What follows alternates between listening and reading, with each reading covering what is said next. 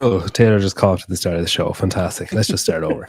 All right, we're live. Thanks, Taylor and Seth, for doing this. So basically, what we're going to do is I have programmed a week of CrossFit programming for my hypothetical affiliate. You're going to show the logo? Oh yeah, obviously. And the two guys. There it is.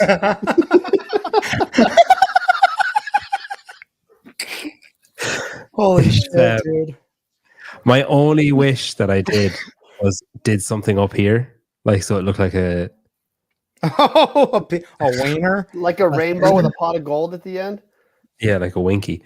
That would have been perfect for National Transgender Day visibility. Wait till you see the name of the gym. So the plan is that I've basically planned a week. So I don't know what way to do this. I guess if I show you the whole week, because I feel if I show you one day in isolation, you'd be like, well, I need to see the whole picture. So if I show you the whole week and then we go back to Monday. Yeah. And then you can, would that be the easiest way to do it? Or do you want to do it? Yeah.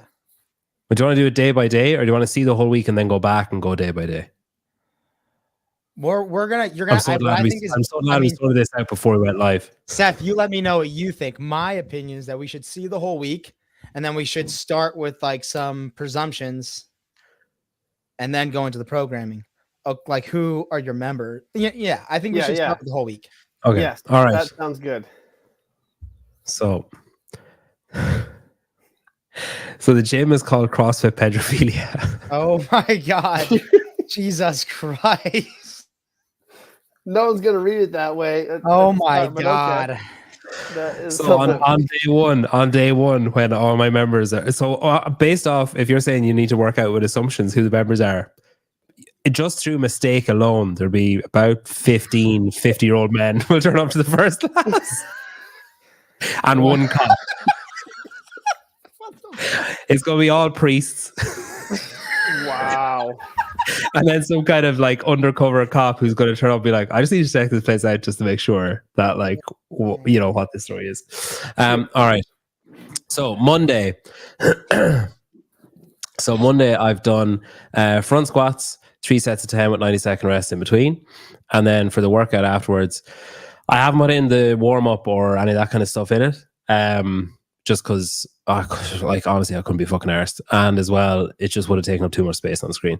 So the workout then is 21:59 air squats, wall balls, and dumbbell shoulder overhead. And I've written like the weights at the bottom. Oh, time out. Let me ask one question. Did you actually do your best? Or did you do some? Did you Did you throw some? No, I'm serious. That's legit. I want to know that too. Did you throw? No, I genuinely spent like, okay. Shut up! You would never program an air squat in a wall ball. I'll explain why if you like afterwards. All right. Okay. So my first of all, right, Seth, don't take offense to this. Taylor, you can if you want. I don't really care. So initially, my first thought was I'd do this show with JR, but then immediately I thought I couldn't handle the look of disappointment on his face live. So I'd rather have him text me later on and be like, "That was so shit," and then I can live with it. But if it was live, it would just break my heart. So I'll show you the rest of the week, and then I actually spent like 2 hours doing this yesterday, and I changed stuff. And then what I did was I did it yesterday, and then I was tempted to change shit today, and I didn't change it because I was like, no, I'll just leave it as it is, and they can just correct what needs to be corrected. All right. Anyway, Tuesday, a snatch complex every 2 minutes, and then a workout. 20-minute AMRAP of rowing, double unders, and hang power snatches. I'm so glad your picture is small, Taylor. Wednesday, 40-minute max or distance, and then on 0 and every 3 minutes, do 10 burpees to target and 5 shuttle runs. And then a down and back is 1. So it's basically like 10 lengths or whatever. Thursday, a workout. You guys are going to shit when you see one of these workouts. Thursday workout, 8 rounds, 400-meter run, 12 deadlifts, 9 hang cleans, and 6 pull-ups. So 8 rounds of that on Thursday. And then on Friday, strict press, 4 sets of 8, going every 2 minutes. And then the workout is a 10-minute AMRAP of dumbbell hang clean and jerk, 10 box step overs and 10 calorie or 8 calorie assault bike. Then Saturday we're doing a partner workout. So 600 meter run together, 90 calorie shared, 30 dumbbell snatch left, synchronized, 15 down ups each, and then do it again, but it's on the right side with the dumbbell the second time.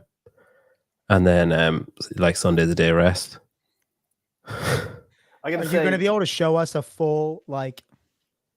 That's what I've done. So like if you have a question that's outside of those 5 days or 6 days, like no. I'm saying, are you going to be able to put all 5 of those days on the screen at one time? Yeah, maybe. There you go. Initial thoughts. You started off, I thought you were joking with me, but I gotta say, as the week went on, you started to make a little more sense at least. Now we have something to work with. I'm excited to say that. I don't think I can show you everything. Maybe like that? No. Oh, that's yeah, just keep that open. Honestly, I think, why did you use, like, what did you use? Prezi? You fucking teacher? Come on, dude. I use Canva and I downloaded it as a PDF. Maybe if I go back into Canva, okay, I'll be able to do it. No, that'll work. Yeah. you guys, so I'll tell you, not that I've mentioned it, but I did my level 1 recently. And yeah, it does, but it's actually, it does have a kid's class. Someone else gave money earlier on. Logan Mayfield for 2 of the best in the game and the pod that brought them together. So for me and Seth and Taylor's, shut up and scream. I don't know how he's relevant. If I can do, oh, here we go. Hey, Heidi, Brian Friend's not here, so go watch a different show. This might be better. Hang on.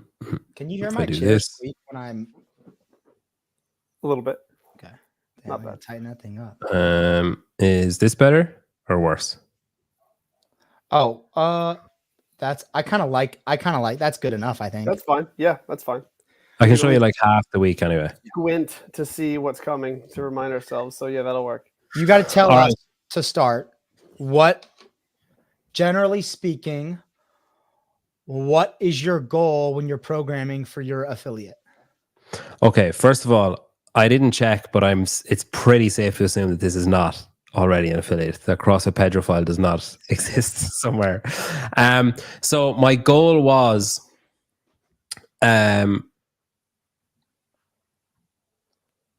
like general physical preparedness. Like I was kind of programming for myself and people like me, if you know what I mean.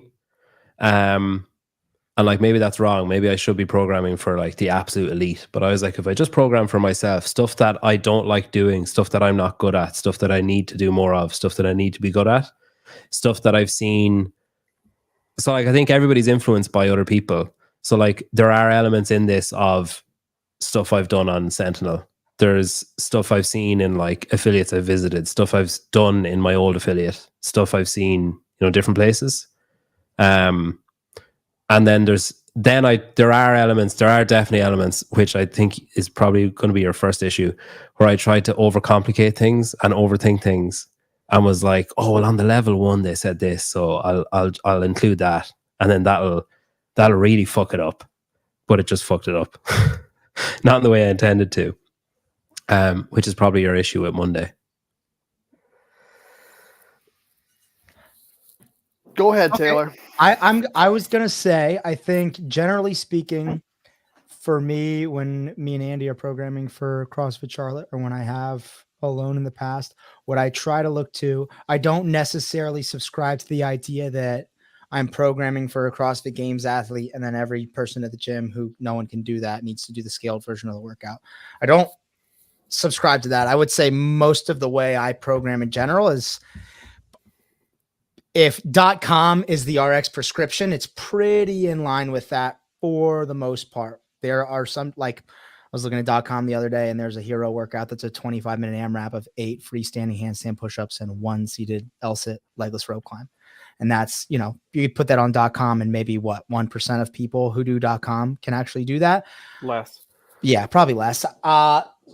I will add things like that, but it's not like a, hey, this is the workout and fuck you. It's more of like, here's, maybe here's some skill to work towards something like this for the affiliate. And then beyond that, I really try to adhere to as much variance, but like intentional variance as possible. And not just with movements, but with implements, modalities, time domains, formats, like, just be as creative as possible. So Taylor, let me ask you this really quick. So when for your process, you have a process in we'll call it an avatar in mind that you use when you create Sentinel training, right? They have to be at a certain level. Maybe you're the avatar. Right. And so you have to be able to do X, Y, and Z. And then you create probably subconsciously, maybe even another avatar that is your affiliate member that you're programming for, right? Yeah. And they have to meet a certain level. Are you able to quantify what that RX is? I know you said it's kind of like main side, but is it like, hey, you're probably getting to quarterfinals and maybe, doing okay, respectably in quarterfinals, and that's the high level RX, and then everyone else is modifying below? Or like, where would you set your standard? I think it's like for my compete track, this is one of the drawbacks, one of my areas that I could improve on is when I program for my compete track, I kind of use myself as the avatar. And there are some things that there are things I'm not as great at that I probably could program a little harder. And there are things that I'm good at that when I program them, it's probably too hard for most people. JR pointed that out or has asked me that in the past. So I've tried to focus on that for RX. I would say I've got a couple members at the gym that I like think of when I'm writing workouts for my 60 track and for the gym. And generally speaking, I like to I program for like a base level of metabolic conditioning or capacity. Like I think of 20 calories a minute on the Echo Bike is kind of standard for the RX athlete. Male, 15 calories for female, pretty For standard. Sentinel. And for our class, if I'm programming, that's for the 60 track. Okay. Then like I kind of use the fitness pyramid generally. So I have these benchmarks of monostructural or conditioning capabilities. And then above that, I think of, okay, what is realistic, gymnastic wise for our class. I also have that avatar, and it's much lower at our affiliate gymnastic skill, weightlifting skill wise, than I would say on my 60 track.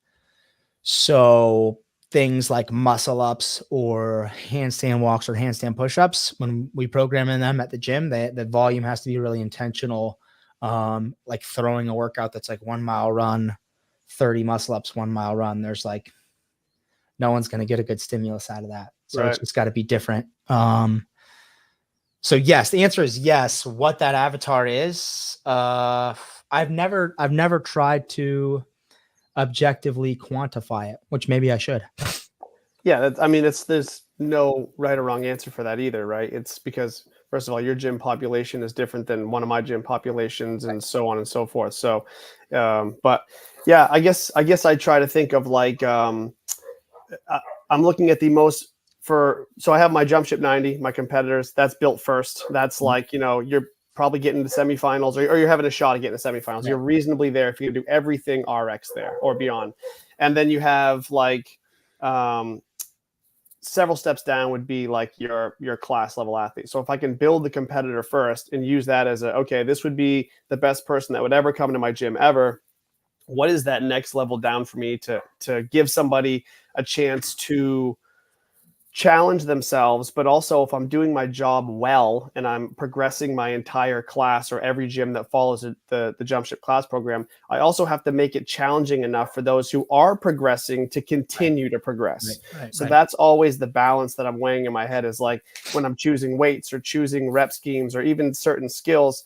Like I speak with a lot of affiliate owners who go, if they're asking me questions about the program, I'm not afraid to put rope climbs in once every month, once every 6 weeks. I will put muscle ups in in rings every 2 weeks or so, something like that. And I'm telling them I'm not going to shy away from these because, one, you have members who want to be able to do these at some point. Huge. And your coaches need to be able to teach these and the progressions along the way. Even a ring support is extremely valuable in your affiliate. So if you're not at Muscle Ups, you got to be there. So anyway, I put stuff in that will challenge people. And I would say, if I was to guess, probably somewhere between 10 and 20% of the people who follow my class program can actually finish RX most of the time, and everyone else is modifying. And I've kind of just accepted that that's what it's going to have to be in my head for the level of people to be able to continue to chase that. Do you do an RX plus or just RX and modified? I don't. I do RX, and then I do something called a wellness WOD. So the wellness WOD is all the way down to the simplest level. If someone walked in off the street and is like, "Hey, I want to take your class today," they could do a dumbbell version, a sit up, a plank, whatever, you know what I mean? Like, so anyone could jump into class and do the wellness WOD. And then I have the main RX WOD, and everything in between needs to be somewhat customized, modified for each person. Right. Andy loves RX plus and RX. So like RX plus is kind of half bridge between main site standards and what you would program for compete. So like it's usually somewhere in the middle. I don't like that. I like what you do in RX, and then everything else is modified. But the RX, again, is kind of loosely what you would expect to RX an open workout. Yeah. You're not necessarily killing the open. That's what that's what I've talked about on Sentinel is like, hey, 60, we're going to use the open as our benchmark test of fitness.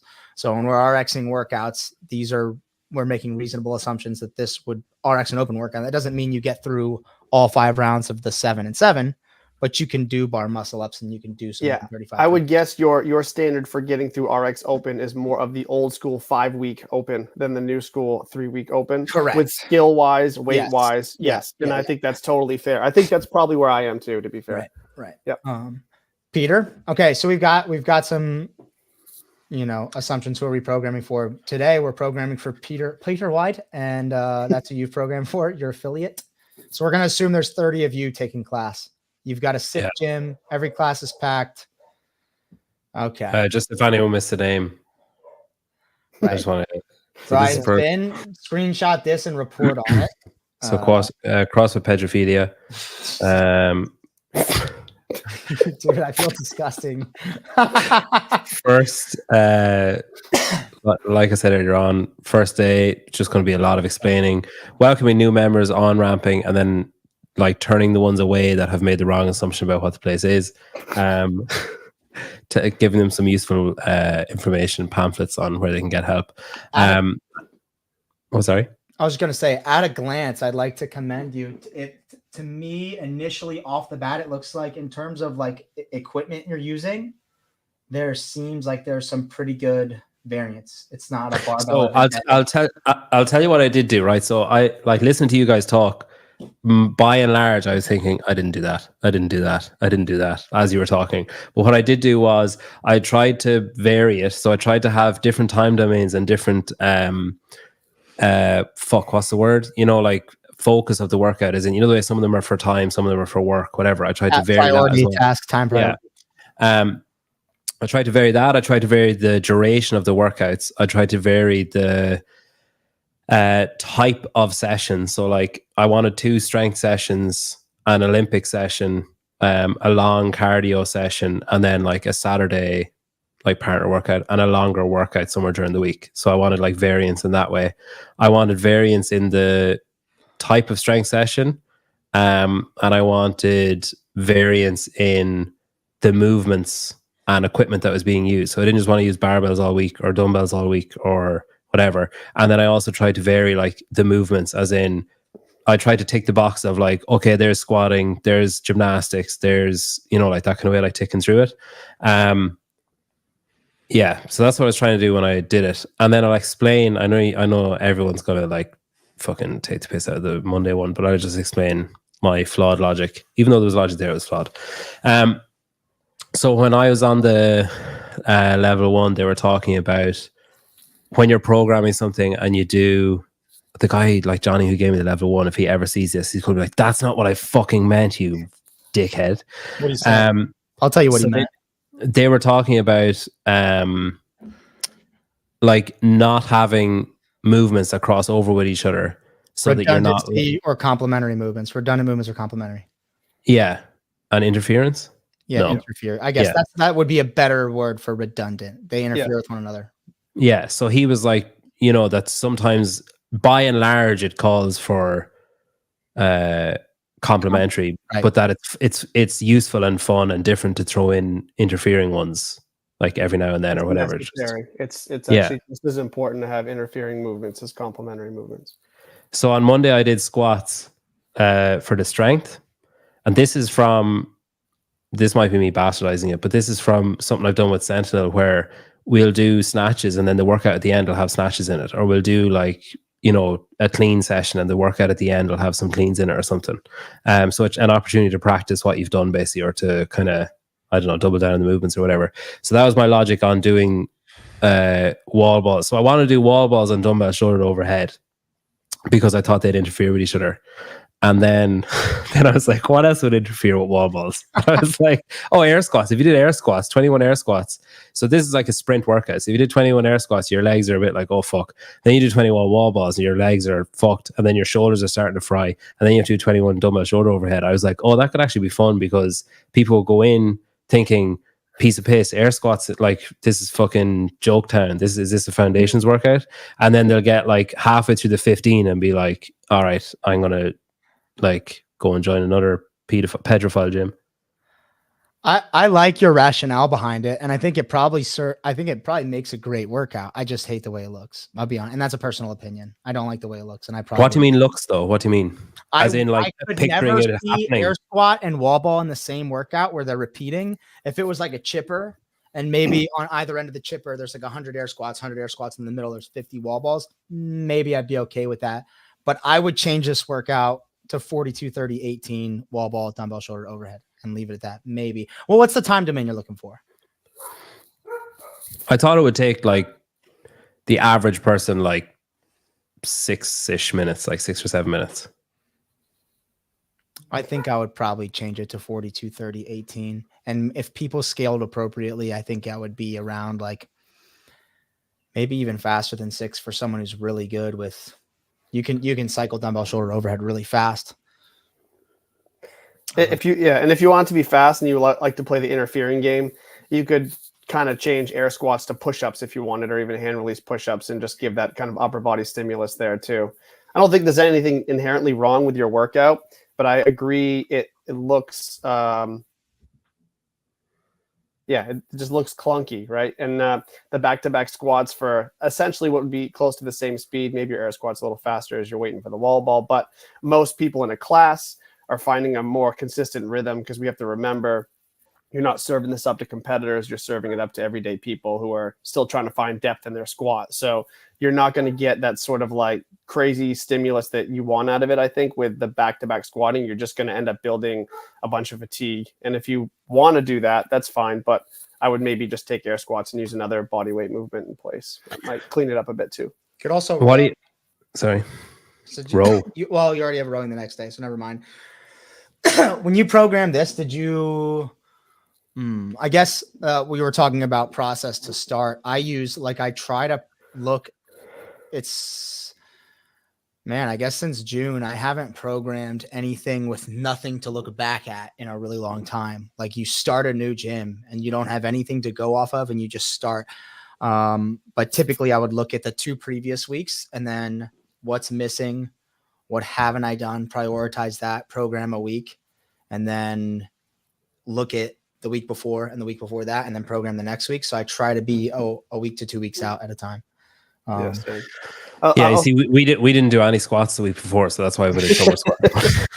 What do you think about the strength? Yeah, that's what I want to talk about. So there's a theme that jumps out at me now that we've seen the whole thing, is you haven't really pushed any sort of high-level maximal strength at all. Mm-hmm. Even your snatch complex in an affiliate is not going to be anywhere near maximal power output or strength, because you have barbell cycling and positions and technique that are going to take over that for the majority of athletes. So you have sets of 10 on your front squat, you have a technical complex, then you have high rep strict pressing. So you don't have any real true raw strength work in there for the whole week, which is okay. Yeah.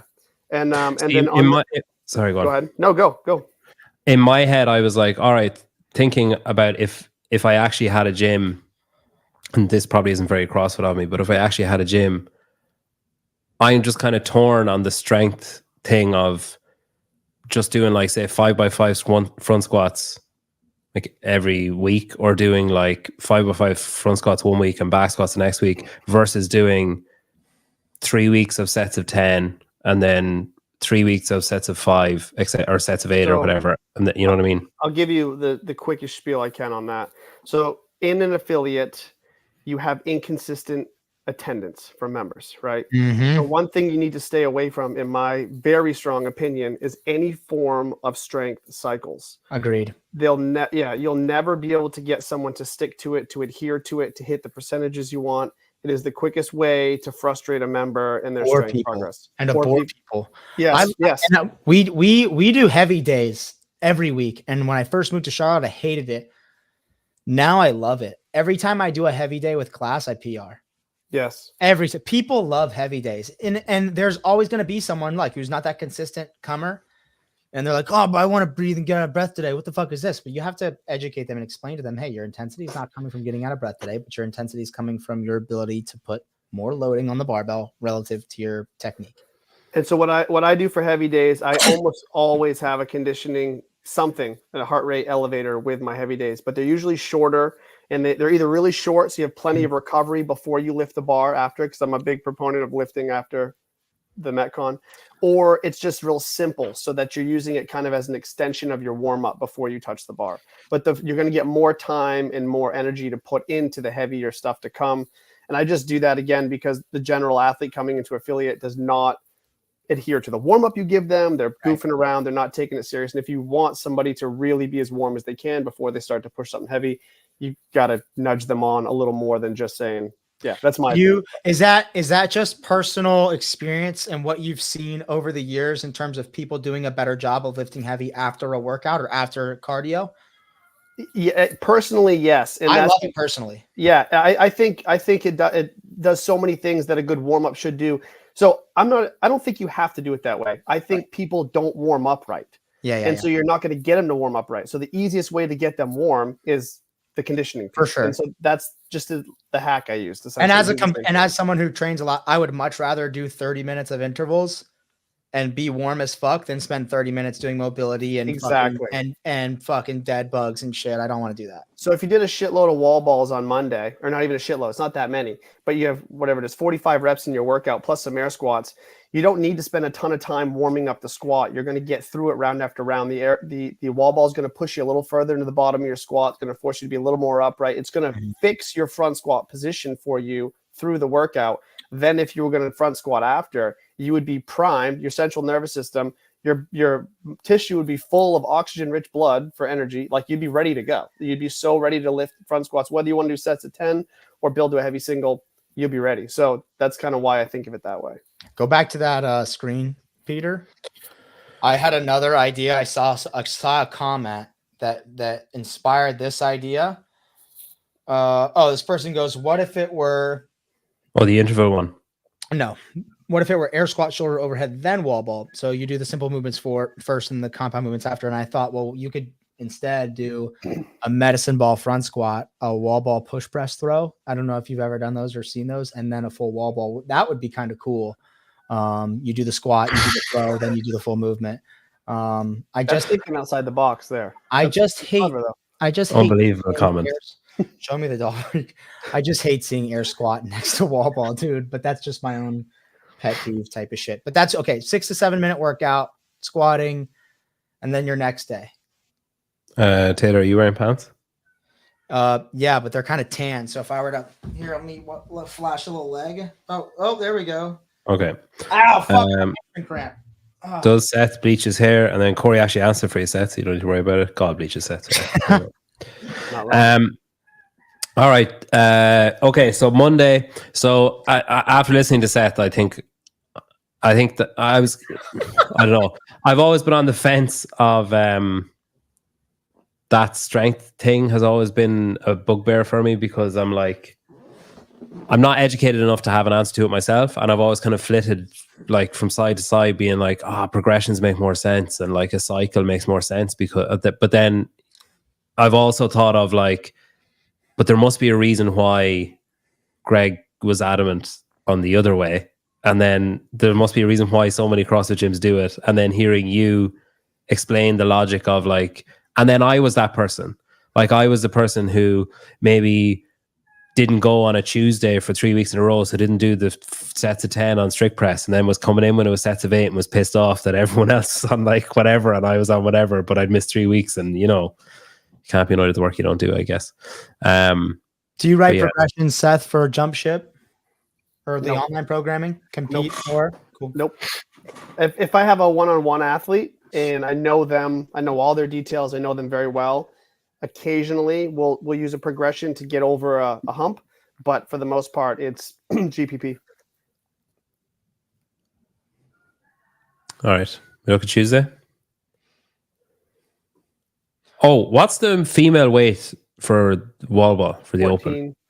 Oh, 14. Spin asked why 12. I just wrote down the wrong number. Spin. It's 9 kilos and 6 kilos here, and I was just like, what's that, like 12 pounds? And I just wrote that down. It's closer to 14 pounds. That's the right kilograms, incorrect pounds. Tuesday, I just literally just fucking said that, Taylor. Like literally. Hey, shut up. You invited us on to tell you what to do, so yeah, not to correct me when I correct myself before you correct me. All right, Tuesday. This is purely, and I'll hold my hands up on this. I'm not good at Olympic lifting, and I don't understand an awful lot of it. This was purely what WWTD. What would Taylor do? So this was like, all right, if I opened the Sentinel app and there was a snatch day, what would it be? And then I was just kind of bastardized it. I was like, it would probably be something like this. And then I put that in because I wanted Olympic lifting in it. Don't know enough about it. So I just kind of ripped off what he might do. And then I put because hang power snatches and hang snatches were in the snatch complex. I said, all right, I'll do 6 hang power snatches at a kind of like mediocre-ish kind of weight, like lightweight for most people. But I'd find it like, you got the weights fucked up again.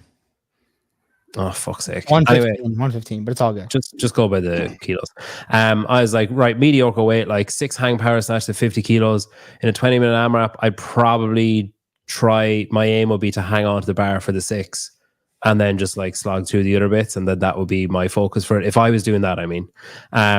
Whereas there are people who just be like 50, fine, and just like whack it out or whatever. Or whip it out in this gym. So that was my logic on that. And I thought 300 meters and 30 double unders was enough kind of pre-fatigue before doing the lifting. And I thought it would also take up enough time that you wouldn't end up doing a shit ton of rounds in 20 minutes. And 20 minutes just was like about right. And I also thought it would probably give you about 40-ish minutes of working time. And then you could slot in your warm-up or whatever around it. So I'll just say, I actually don't hate this day. You're just gonna have a couple little logistical problems. No, I'm serious. It's not. I just love that it's like it's not like, oh, I actually like this day. It's like I don't hate it. You want me to pick it apart, right? So I'm gonna pick it apart. The problem is you're starting with a very technical skill. So if this is a real CrossFit class, you need to warm them up super well for a snatch. Then you need to teach them the snatch. Then you need to get them doing the snatch complex. So, and then you have a 20-minute AMRAP. We only have 60 minutes. And one of the things that coaches really suck at in CrossFit gyms is time management. So you've loaded this class, not necessarily in a negative way, but you'd have to find a very skilled coach to get through this and deliver all the things that you'd want to get out of a day like this to a class. I would be like stressing, planning my class out around this a little bit. It's just a lot. But overall, I have no issues with the snatch complex. I actually like the complex. I like the time between it. It's probably 15 seconds of snatching and then you get a minute 45 off. Like I think that's pretty good to be able to get some feedback from a coach in that window, change your weights. The workout itself, I think you may have missed the mark a little bit for your RX on the weight on the snatch in the workout. If you want 6 reps, I think it should be a bit heavier. Other than that, and the balance between the row and the double unders and the snatch, not the best, but not the worst either. That's my take. What would the best be for balance? I just think I think you're spending too much time on the row if you want more. Like there's a reason they did 350 for the row and doubles in the open, because it sort of balanced it out a little bit better. 30 double unders is like 15 seconds. So you're getting off the row, you're doing that, and then you're back on a light snatch bar. Then you're right back on the row again. So you've made a kind of a rowing workout as opposed to highlighting the snatch in your workout. It's fair. I personally don't like necessarily squatting back-to-back days. It's not always a bad thing. I'm just I'm partial to not doing it, at least in this sense. If you're not squatting in the workout, I would have just done a hang power snatch or like a 3-position hang power snatch, high, medium, low hang, or even full power snatches. It's an easy transition. Like if you teach the CrossFit snatch progressions, hang power snatch is part of the progression, or a hang snatch is part of the progression to a full snatch.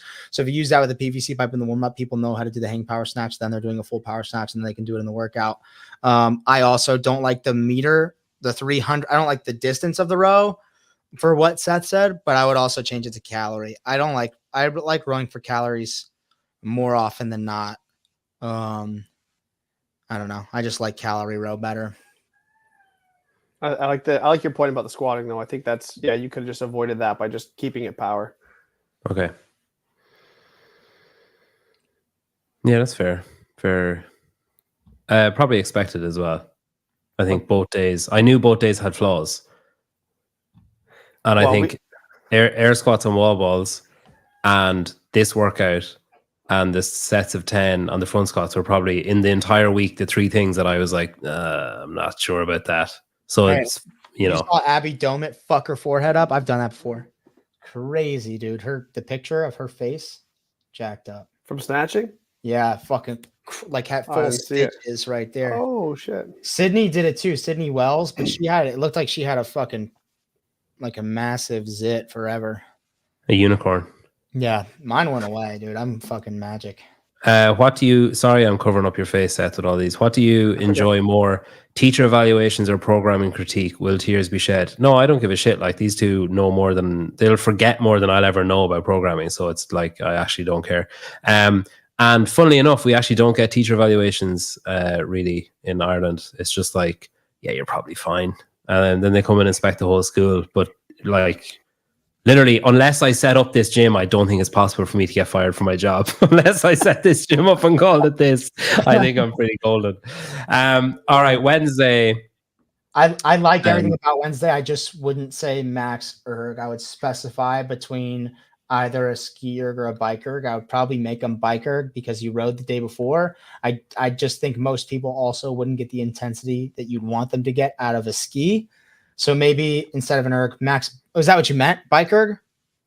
Well, initially, in my head, I was thinking bike erg, but I was like, if I'm in an affiliate with like 10 bikes, like straight away, someone's going to have to use something else. So I was like, fuck it, just make them erg. Don't let anyone use the assault bike or the echo bike because that'd be too sluggish. But just let them use an erg. I think you could do either a fan bike or a bike erg, but I wouldn't let them row because they rode the day before, unless it's someone who didn't come the day before and they're like, I want to row. There's always going to be someone who's like, I want to do this. And you're like, hey, you fucking pay me. So whatever. I have no problem with that day either. I like those workouts. I like those like where you have to get off and get on. And it's just like a mental slog. And obviously I had to put in burpees somewhere. So yeah, that's Wednesday. That was like my long kind of cardio-y kind of day. Thursday, sorry if I fucked up the weights on this again. Thursday, 8 rounds, 400 meter run because we haven't ran, 12 deadlifts because we haven't done deadlifts, 9 hang cleans, 6 pull-ups because we haven't really done gymnastics, like arguably burpees, but we haven't really done gymnastics. And that's with the barbell. 60 kilos and 45, or I think 135 and 95. That's right, isn't it? Yeah, 135, 95. I would make, well, you can go ahead first, Seth. I went first in the last one. I should just try to stare at it here. Yeah, I mean, the pull-ups at the end, what are you trying to get out of that? I guess would be my question. If you're doing 6 kipping pull-ups or 6 butterfly pull-ups, they're almost not part of the workout. It's so few of them. If you had it like strict pull-up, I think that's an interesting way to add some strength to that day. Yep. Strict pulling. And then you kind of make back-to-back days that are sort of longer, which I don't have an issue with necessarily, but do you have like a time cap on that? Like a time domain you're trying to shoot for on Thursday? No, I kind of thought it would take like half an hour-ish, like 30-ish minutes. Okay. That's a good point on the time domain. To me, the what stands out is what Seth said about the 6 pull-ups. I love the idea of a strict pull-up, but one thing you don't have across all these 6 days, you don't have like a gymnastics skill anywhere, or to me, a higher gymnastic skill. So I think that would be a good place to put a bar muscle up. And I would, because of the 40 minutes, would take the rounds down and make it 5 rounds. And then instead of a deadlift and a hang clean, I would just make it a power clean. You're not pulling from the floor anywhere else in the week, really, until Saturday. And you've already done hang on Tuesday, and then you have hang again on Friday. So I think instead of a hang clean, you could just do a full power clean, and maybe it's 5 rounds, 400-meter run, 12 hang or 12 power cleans, maybe a little heavier, and 6 bar muscle ups, and that'd be a cool workout. I actually had muscle ups in my head, and I just pussied out, and I was like, "Fuck it, just put pull ups." But I should have put muscle ups and let people like me scale. Yeah, for sure. Exactly. Yep. Yeah, I don't mind that either. You could do the power clean suggestion, like you said, or you could just make the barbell heavier, so you could really kind of blend a bit of strength pulling and explosiveness into a longer aerobic style piece. So if you make that barbell a bit heavier, then you can kind of challenge both at the same time, and you can still live in that 25 to 30 minute time domain. But I would also knock the rounds down if I was going to make the sandbag clean. That'd be cool. If you have sandbags at your affiliate, we have a ton of sandbags. Love to use them. Something different, right? You have barbell, you have dumbbell everywhere in the week. So another opportunity to put something a little different. So if you were leaving it as that kind of time then, would you just move it from Thursday to Saturday or something then? If it's after Wednesday. Oh, after Wednesday, or even Friday. I don't think you need that much space between it. I mean, CrossFit, they talk about living between 10 to 15 minutes in most of your workouts, and then 0 to 5, and then longer than 20 are also important time domains to hit, but not majority, but say 60% of your training is 10 to 15. 20%, or maybe less. Maybe it's 50%, 25. I don't know. I'm with you. I think it should be more than half. Should be in that 8 to 16 window, whatever that is. I agree with you. Heidi's really outing herself as that affiliate member. Oh my god! Everything's weak. Everything's sore. Someone else said something. I texted Peter earlier today and said I broke my back today. And he didn't even attempt to take me seriously, act concerned. He was like, Will knows a guy. I honestly assumed when you said, I was just like, this is some stupid fucking April Fool's thing that he's like, I can't do quarterfinals. I hurt my back.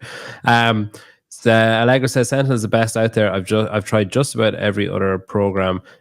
Jump Ship is a close second, and then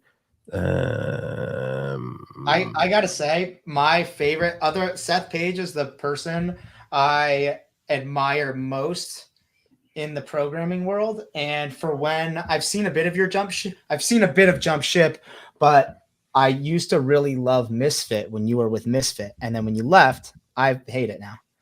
Yes, that's what I mean. You couldn't have said anything nicer to me. You don't have to say it. I will say it. But dude, it used to be. Anyways, so. Oh, that's so weird, Seth. You were just saying the other week how much of a huge fan you are of the current Misfit. Really? So anyway, there's watch that show again, maybe.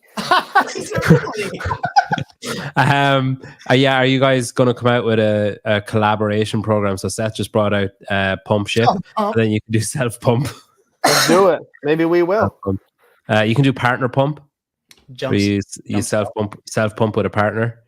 I want to make a stupid program that's called Idiots Only, and just make fucking outrageous workouts and see who actually dares to try them, and post them up and shit. Just outrageous shit that can be done but shouldn't be done. It should have a word in it, the title of the program should come from a phrase or something from the movie Idiocracy, like butt fuckers or Brondo.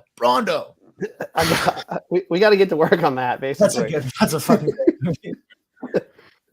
There's another drink for Seth. Last time Allegra bought Seth a drink, he went off on one. Pull up the photo. What photo? I don't know what photo. The picture of me tucked. Hey, dude, Oh. after National Transgender Day of Visibility, dude, that's perfect. The Abigail Dama one, that wasn't then though. We talked about that before then. I don't know what photo he's talking about. I'm not pulling up photos. All right, Friday, straight away, the 4x8 thing is just like, even though we only had the conversation like 5 minutes ago, it's already annoying me that I did 4x8 and like didn't do something else. For You had strict a press. heavy single press there. You wouldn't have been the best thing ever, but it would have satisfied me a little more. Yeah. The workout then, 10-minute AMRAP of 10 dumbbell hang clean and jerks, 10 box step overs, and then 10 or 8 calorie assault bike. The intention there was that it would just be a bit of a sucky, like grip intensive, Alternating or 2 dumbbells? 2 dumbbells. Oh, that's cool. That was my I plan. love those. Yep. I think if you changed Thursday to a full power clean and it wasn't hang, I'd be fine with this. Even though you did dumbbell shoulder to overhead Monday, but let's say you changed it to just the wall ball or the 42-30-18, I still think it'd be fine if you changed Thursday to just a power clean and kept it hang clean and jerk. I think that'd be fine. I would classify that's kind of that's kind of a recovery day. That's just like a cardio, like it's very low intensity on your body.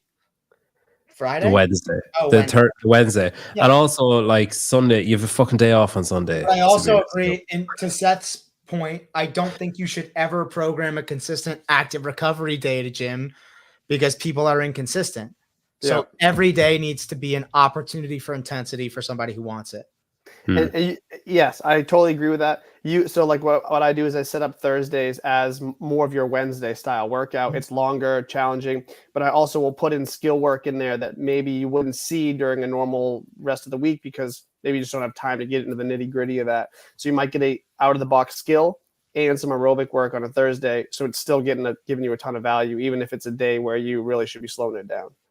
That's like what Taylor does with his gymnastics skills on a Tuesday that I always skip.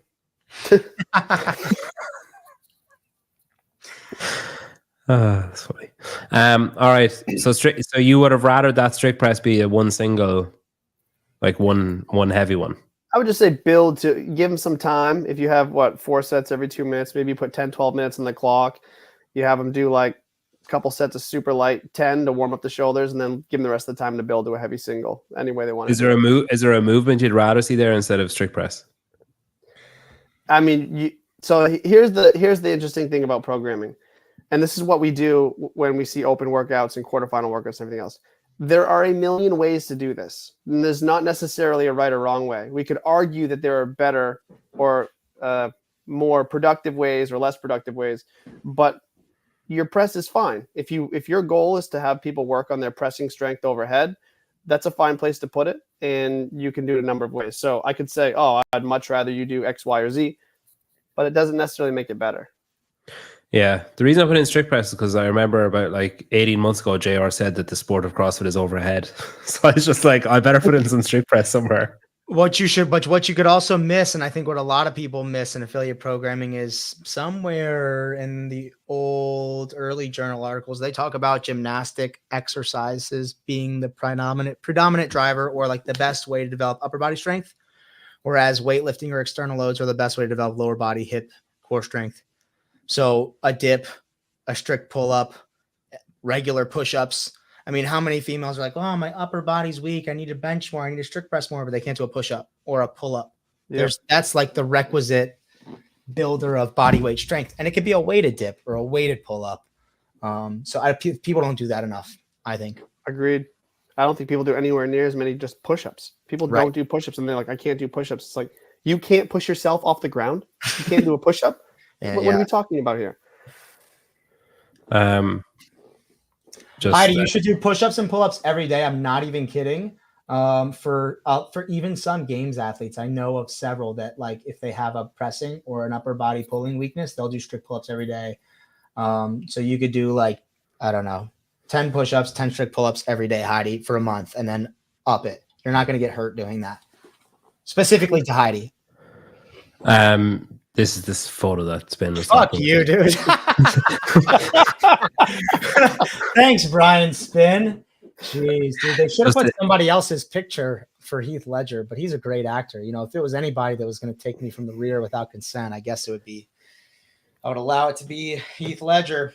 He's not around to tell the story anymore either. So whatever happens between you.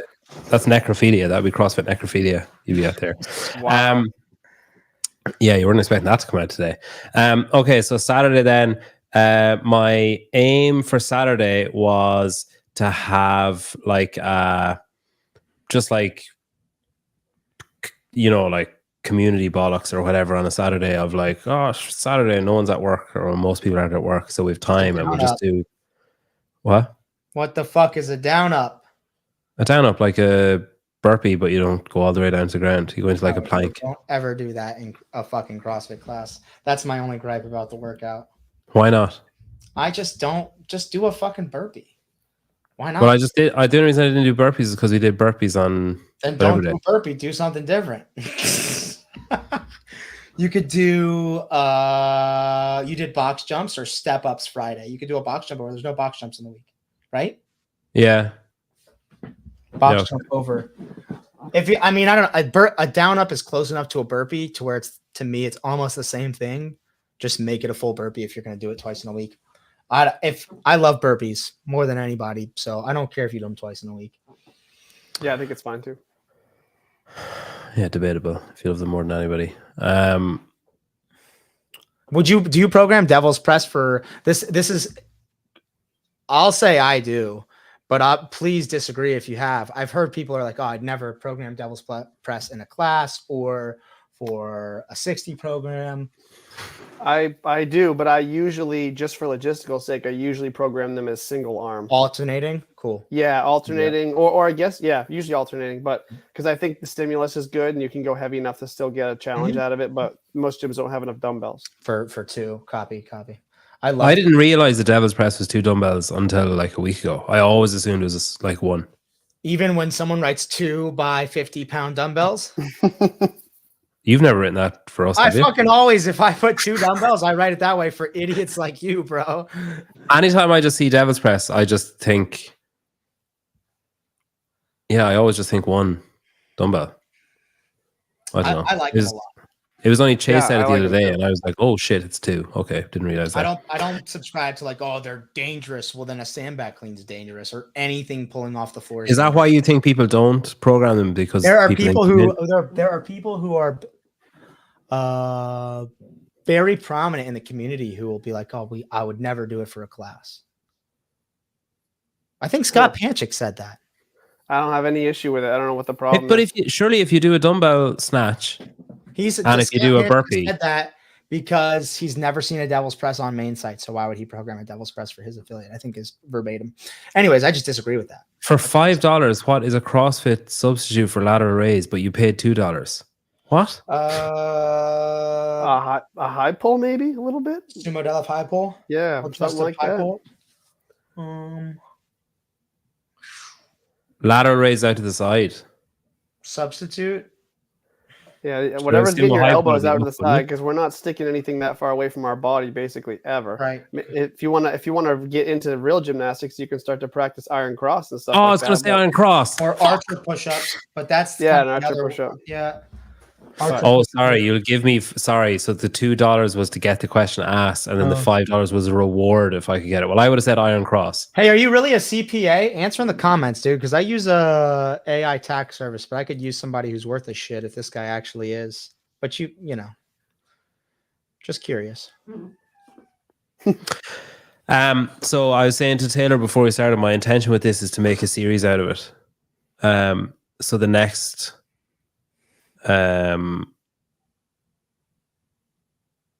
Sorry, what? We have replaced the lateral raise with the push press, the curl with the oh, you mean like CrossFit has replace the lateral raise with the push press, the curl with the pull up, and the leg extension with the squat. That's from one of the journal articles. I see what he's doing there. I see what he's doing there. Okay. I don't think that necessarily actually replaces the movement. I think that's more of a figure of speech. I think it's from either evidence-based fitness. It's from a journal article. Yeah, I think it's from this, isn't it? Fitness. No, that's not the journal article. But I think it's in this. I think it's in it. But I'm trying. I'm trying to figure out which journal article they pulled it out of and put it in the level 1 manual, because the level 1 manual did not come first. I paid to have this printed out myself because CrossFit don't sell them anymore. Maybe it's a theoretical template for CrossFit's program. Anyways, Paid I don't know. $100 that costs. Worth it. I also print out the level 2 in some kind of weird, forcing myself to consider. That's what it's from. It's from Foundations. An effective approach. We've replaced the lateral raise with push-ups, etc. Blah, blah, blah. If you guys want to go read that journal article, good one. It's a good article, but that's not a literal replacement. Right. That is a figurative. This is what we do instead. We do functional movement instead of isolated. Yeah. Right. Yeah, I remember Hitter said that in a video, that if you put your arms overhead, if you don't, well, I think his gripe was, if you don't put your arms over your head, you're depriving yourself of a lateral raise. You're depriving yourself of moving the end of the movement, basically. And then in another video, God, it's like he's fucking attacking me. In another video, he said that if you don't look at the horizon, that you're not doing a burpee properly. Another thing that I hadn't been doing before, he said that. That's probably just a cue to help you open your hips at the top of the burpee. It is, yeah. But he just was randomly putting it in videos, and I was like, cool, there's another fucking thing I don't do. I kind of look like mid-floor. This is a good question. Heidi asks, how often do you program sumo deadlift high pull? Every other or every third month, maybe, just so people stay familiar with it. But I would much rather have people clean over and over again. I like to put them on my 60 track. I love them as just like, it's a little different. We did them last week. 21 sumo deadlift high pull, 21 overhead squat, 95 pounds, 3 rounds, 21. They're nasty, but how often do you clean medicine or program medicine ball cleans? I don't. I do not. I use them in person in my gyms with people I'm teaching, but not online. People might probably hate that I do, but I probably program them once every 6 weeks, maybe, for the 60 track. But I also give them in a 30-pound ball to compete. Like, I did a workout. I think it was 21 medicine ball clean, 9. I don't remember what gymnastic movement. Maybe it was strict handstand push-up or some handstand push-up, and then 21. Oh, it was chest to bar and ring dip. So it was medicine ball clean, chest to bar, wall ball, ring dip, and it was like, maybe it was 21, 15, 9 of all 4 of those. Nasty workout. I like doing them. They're just there's absolutely nothing wrong with it. I think my mind always, when I'm programming, like back in the fitness days, I would probably have a lot more pieces I could put stuff into. But now that I'm trying to build a program that is condensed to like the nuts and bolts of what you need, some of those things just don't make the cut over and over again. For sure. But nothing wrong with it. Peter, do you mind if I go off the rails a little bit?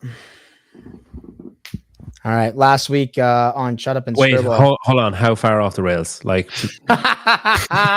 just let me do this, dude. Last week on Shut Up and Scribble, I said on the show there was only one person that could ever show up in the comments that I would block, and it was Mike Halpin. And here he is again. I'll just have to say, Mike, I blocked you, but I forgot that it wasn't my actual StreamYard, and you got unblocked by the grace of God. But just saying, dude. I kicked him out. I gave him the boot. I didn't even know you could do that. Yo, you can fucking end them forever on your channel. Ban user and delete comments. Wow. Yeah, that's what I did. Will immediately undid it. I might, you can put a user in timeout. I might do that next time Rambler sends more than 5 messages in 30 seconds. I actually think Halpin got unblocked for National Transgender Day visibility. That was the Easter. It was the Halpin's resurrection.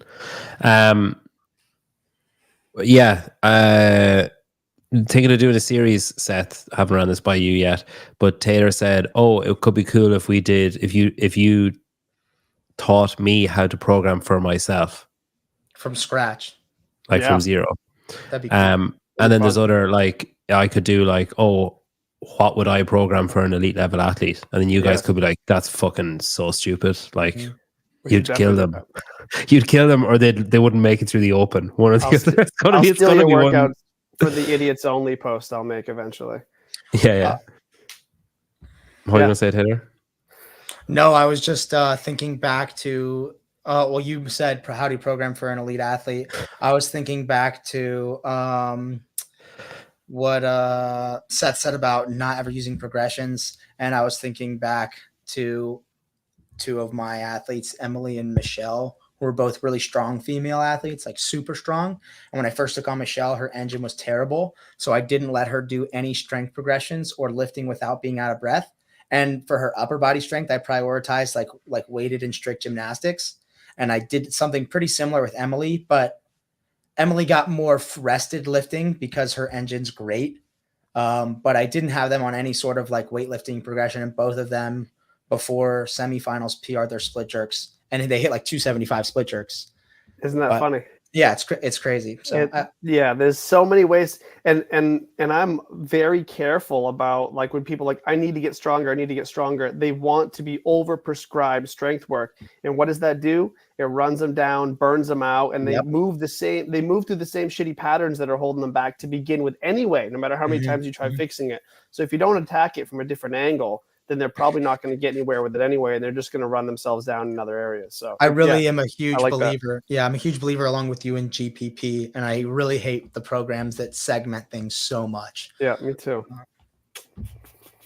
It's funny. They're going to find out it's not going to work. They're all going to find out eventually. Once their ability to promote themselves and spend money for media to get you to sign up for their program, they will all learn, and they will all be programming like us within the next couple of years. You will see. They will all. They're already starting. Yeah, it's kind I of. don't think they'll be good enough to survive. You'll survive. You'll survive just like I've survived because people like us more than they like the brand. No, right. That's what I'm saying. I don't think they will be good enough at programming. Oh yeah. Exactly. Yeah, it's kind of hard work, I guess, but doesn't pay off. I was just going to leave that one thread hanging, so you just like pull the thread straight away. Yeah, it's like it is interesting though because like it by and large comes down to experience as well, where I feel like I could definitely know more than I currently know, like obviously, but I feel like I could know loads, but still you could come back with, well, I tried that once for 2 months in such and such a place and it didn't work, and then I realized the reason it didn't work was because of this, and now I don't do it anymore. Whereas if I only have the knowledge and no application of it, it only gets you so far, really. Like you can know a shit ton, but if you haven't actually tried the stuff out on actual people, or if you haven't, like the time management things you guys are talking about, I tried my best to think of that stuff, but I didn't anticipate like, oh yeah, I obviously need to start from scratch with the snatch in that class and not just be like, all right, get warmed up, because that's how I do it when Taylor programs some kind of snatch complex is I basically load the bar. And I'm just that's like, an area for me to improve, hearing that. Yeah. Well, no, it's an area for me to improve. Where'd your camera cut out, dude? My camera died. Hang on, I'll change to my other one. The Sam Brinton. Yeah, no, it's an area for me to improve, surely. Did you see that comment? Do you know who that is, Peter? Sam Brinton? He's the trainee cross-dresser in Joe Biden's cabinet that they had to fire because he was stealing luggage in airports. This guy's a big fan of. No, I'm in it. Thanks, Christian. Thank you, bro. Oh, is that the guy with the bags? Yeah, the lipstick, bald dude. Oh, I don't know. I don't keep up to date. Oh shit! Didn't mean to click that comment. Dude, hey, let me just say, when I posted that clip of what I said on the show last week or whatever, I got some heat for it in my messages from a few people. Posted what? Oh, I posted a clip saying, he said he was talking about how it's amazing that I could start over again from Misfit and rebuild to where I've rebuilt. And I said it's because people know I write the workouts, and a lot of these other programming companies have hired coaches to do all their work for them, and they just promote it the whole time. And I said, people realize it's happening. And so I faced some heat. And in fact, there's some people who still want to talk to me potentially about that, who are not happy with what I said. So I think that's fuck the heat. And this is one thing I'm huge on. Yeah. Yeah. Anyway. No, but I mean, I good. I mean, you're speaking the truth. It doesn't matter.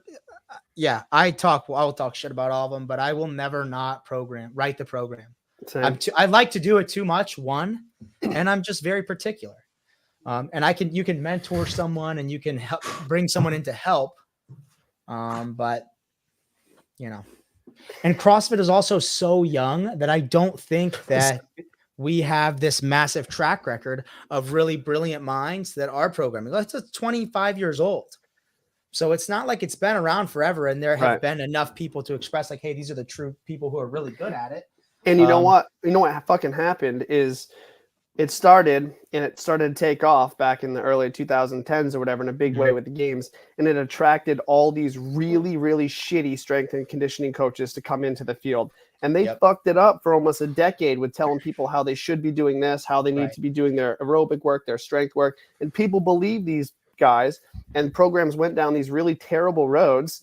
And now we're just starting to recover because people like you and I are getting more of a platform to talk about it, and people are like, oh shit, now I see what happened. But we're like in recovery mode. We weren't even growing for a few years because all the old school shitty strength and conditioning coaches came in and fucked our shit up. Yeah. Hear that, Peter? Zone 2 is for pussies.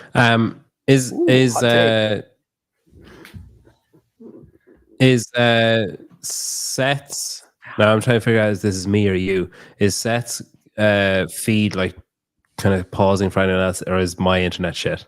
I think it's your internet is shit. Seth has paused a couple times. You know what's happened? Your internet sucks, Peter.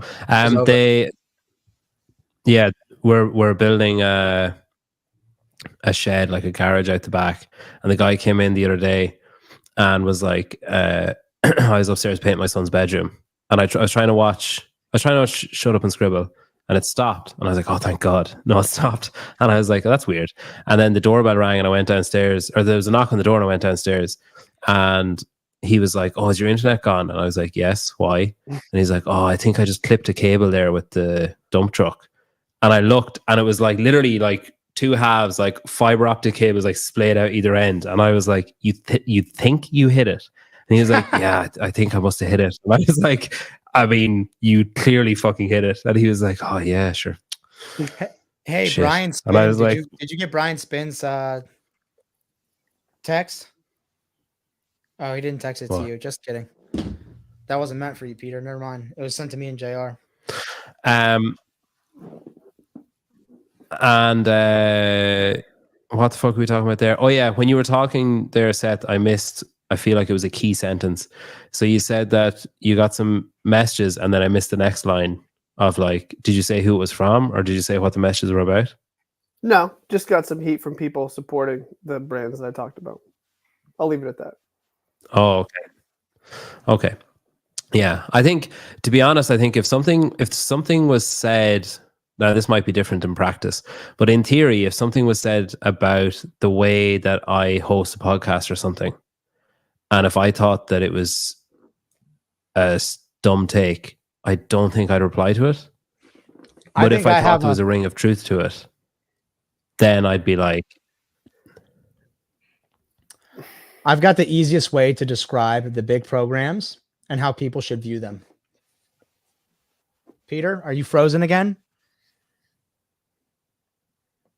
Am I frozen? No, I hear you. Well, I can hear you, but I think I'm frozen. Yeah. Okay. All right. So here's my take on the big programs.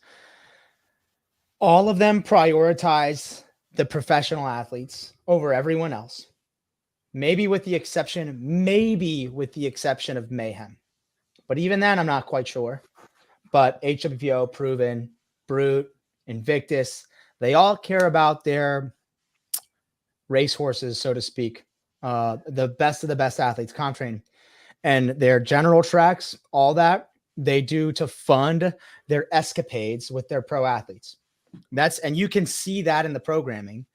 And if you're someone who's on that program and you're looking at HWPO or Brute or Proven, and you see all these athletes just leave every year and a new cycle come in, I mean, that should tell you all you need to know. And they're focusing on them. They're leaving at a massive churn rate, and they're the primary focus. So I think it's the wrong way to go for a big programming company to focus on 5 people when you got a 30,000 paying your fucking bills. Those are the people who you should be prioritizing. Well, on top of that, some of these companies are paying these athletes to represent their brand too. Right. This isn't a voluntary do-gooder thing. This is sponsoring athletes. So when athletes are coming and going, it's because they're just getting an offer for more money or something else, another opportunity, and they're leaving, which you and I, I'm sure, have, probably similar churn rate with our everyday people that follow our programs. but people support us because they like the work that we do. They're not, we're not paying them. We're trying to provide them a service for a fair amount of money, and they appreciate it. So yeah, it's different. Is Peter gone? Yeah, Peter, end the stream, bro. We killed it. We'll be back again. We'll do a series. I'm taking over for Peter. It looks like Skynet has hijacked him. I don't know how to get out of here. We could just leave the studio. We're stuck here all day. I'm sorry, Peter. Peter, let me text him. Okay, he's gone. All right, we're out. See you guys. All right. See you, dude. Yeah.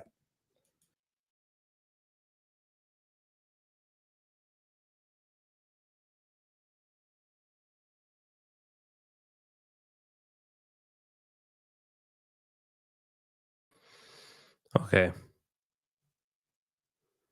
I don't know if you guys are still there or not.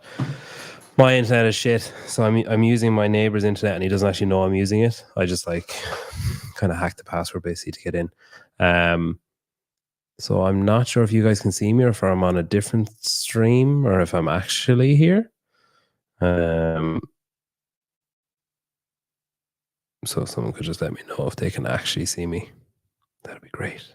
Oh, I am there. Great. Yeah, I'm using my next door neighbor's internet, and I haven't told him. So I'd say it's like 9 p.m. here. So I'd say they're probably, like watching shit or downloading shit or whatever. So I'm just texting the two guys, tell them I'm still here if they want to come back. Go out and back in if you're there. Oh, I'm not. We left. Okay, he's gone. I'm still on the show if you want to come back on. Hello? The fuck was that? Yeah, if you want... What the fuck is happening? If you want to come back on, I'm still on. But if not, that's cool. Oh, he had to pee and he's eating. Okay, bye. Yeah.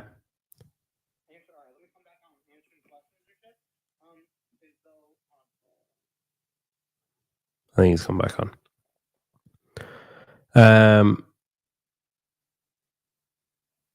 What other stuff do I have to talk about? Oh, Spin. Is Spin there or not there? Do you want me? Have you said that about Wednesday? I got a mint stick. I was just saying I'm using my neighbor's Wi-Fi. I hacked his password so that I can do this show because I don't have any internet. You fucking asked him for his password, you nerd. Nope. You hacked it? I've only spoken to him twice since he moved in. Spin, nice. Have you said about Wednesday? Do you want because I was going to mention it, I was going to promote it, but if you, I used Jumpship for a year. Great in-depth programming for an affiliate. I just have a lot of stuff that wasn't getting used, so I took it back over. Oh, in the you manage it, you run an affiliate programming, and Madison, that's the case with any affiliate program. That's why I stopped doing it, is because you can't really.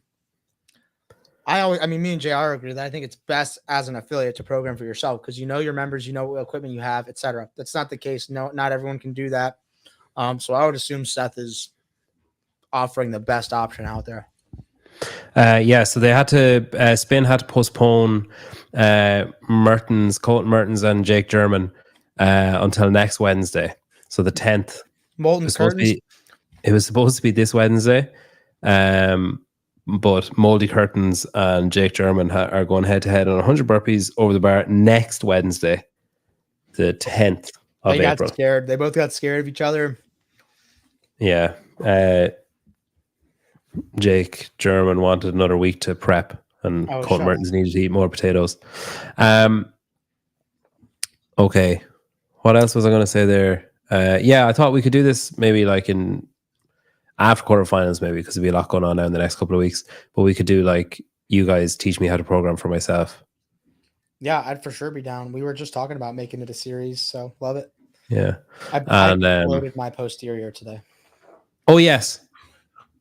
$1,000 on the line from Swolverine and Hero Barbell have put up $1,000, winner take all, between the two of them. And then Halpin and Tater Self are going afterwards, straight away. Oh yeah, I mean, we're not doing 100 bar facing burpees. Halpin's bending over the bar, and I'm giving him 100 back pumps for time. Wow, I shouldn't have brought you back on.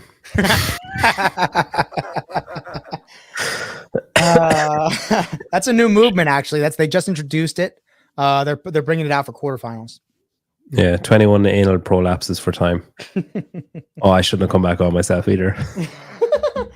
Jeez, dude, you were towing the line with that affiliate name. Yeah, it's funny though. I always think that when Savan does a show that me and you are on, I get kind of nervous because I think I'll say something. I think I kind of go over a line when I'm in your company, whereas when you're not there, I'm more kind of reserved. Yeah, because you react a lot when I say stuff. You react a lot, so then I'm like, oh, I'll make him react. So I go too far. So yeah, I think me being on the show on my own with you is probably dangerous. It's a bad back. I'm always the most mature when I'm on with JR, the least mature when I'm on with Sebon. Wow, Souza, we weren't talking about you. Well, Souza's got 100 back pumps on Halpin. He's signing up for that. Listen, Mike, be careful in the comments because you can be permanently banned and all of your comments can be deleted, just so you know. Yeah, it won't be next week's programming of Pedrophile. We're taking a 2-week break for quarterfinals. Dude, in here. Cora, what do you have to say? What do you have to say? I just want to bring that up again, just because as Sue's there now, maybe he didn't see it. It's just the name of the gym. Oh, CrossFit Pedrophile. So just that's pedophilia. It's not pedrophile. Fucking hell. Pedrophile is too on the nose. CrossFit Pedophilia is perfect. Jesus. And then that was the logo. That was like, oh, I'll just lull Taylor and Seth would be like, oh, yeah, that's a bit stupid, whatever. It kind of looks like a pair of balls hanging down. It's just the penis is incomplete. Pedophilia. Hey, is Mike Halpin? Is what? Mike Halpin, head coach? I'm on ramping him at the minute. Oh. Wow. Yeah, it's not like quadrophilia. What's that? It's a nugget when you got like no arms, or that's quadriplegic. What's quadrophilia? Quadriplegic doesn't mean you don't have arms. Matt Souza appreciates the inclusive language for post-National Transgender Day Visibility Day. Post, the day after. What inclusive? Saying pedophilia. Youth attracted persons. Quadriplegic is where they don't work, not that you don't have them. What doesn't work? Oh, your arms or legs don't work. Might actually just be your legs. Don't have a job? No, like you can't walk. And we're just quadrophilia is a movie or an album? It's something to do with what's the name of that band that did the album Dark Side of the Moon? Pink Floyd. Yeah, I think it's something to do with them, isn't it? No idea. Hey, do you like smoked salmon? You ever eat salmon like a bagel with lox? I usually smoke weed. No, I have. Do they have weed in Ireland, dude? Yeah, like nettles, dandelions, that kind of stuff. Is it any good? Yeah, is it any good? They do. I've never actually smoked weed. What? Yeah, I don't know. Dude, you gotta do it. We gotta have a Sevon podcast challenge where we all do Murph. And we'll have JR come up with the reasonable time domain that you have to be within my Murph time. And if you're not, you got to smoke a joint. You got to smoke a blizzy. Take crystal meth. No, dude, if you're further that's out. too far. That's too have far. Stages. So if you're like 10 minutes outside the window, it's like you have to do weed. If you're 20 minutes, it's cocaine. If you're like, then it's like, oh, sucks for you, man. You're addicted to crack. Shit. Yeah, I told Bryson we were going to make a Sentinel video, and that if he wasn't within 5 minutes of my Murph time, he had to smoke a Marlboro cigarette. Never smoked. I actually did smoke. I smoked like 20, maybe 30 cigarettes a day for like 12 years. I just didn't smoke weed. Yeah. Smokes out of a tater. Yeah, it's fine. Out of a beehole. Frog Grips, you're sponsored by Frog Grips? Paraplegic is just legs. Oh, fuck, I have a sneeze coming. What do we say it was? Quadriplegia? Quadriplegic is 4 limbs. Like so why 4. is it, what is philia? What does that apply to? Let me look it up. What is philia? Isn't it quadriplegic? Yes, that means you don't have them. Quadrophilia is like you like something, isn't it? Like if pedophilia is like you like kids. Oh, philia is love. Yeah. What is okay? I'm about to look up quadrophilia. According to Webster, it's quadra. You really like bikes, 4-wheel bikes. It's not even a word, dude. So yeah, Progress has caused injuries to CrossFitters, but it's because they didn't read the instructions in the grips. Yeah, it's because they're idiots and they have weak wrists. So, but it literally says in the thing, don't wear them like this, don't use them like this. When you're doing it, you need to do it this way. And then people are like, I hurt my wrists using them. And it's like, did you read the instructions? What instructions? You know who uses frog grips is Colton. He used them against me on 24.3. It's why he stuffed his thingy down my beehole on that workout, probably. They're good grips. I like them. All right, I'm going to go because I'm definitely going to say something bad. Thank you for coming back on. Thank you, everybody in the comments. Really appreciate it. We'll do this again after quarterfinals for... we'll figure out a different way to do it. Figure out 2 or 3 different ways to do it. And then even an idea would be I give you guys a hypothetical affiliate and you both program for it. Like you both program the same week. If I give you both the same, I want to do this, this, and this, and then you both program it, and we see what you both come up with. How alike or how different. That could be interesting. Or not. You're not really responding to that at all. So yeah, I like it. I like all the ideas. I'll just go lie down in the road. All right. Thanks to everybody that donated money as well.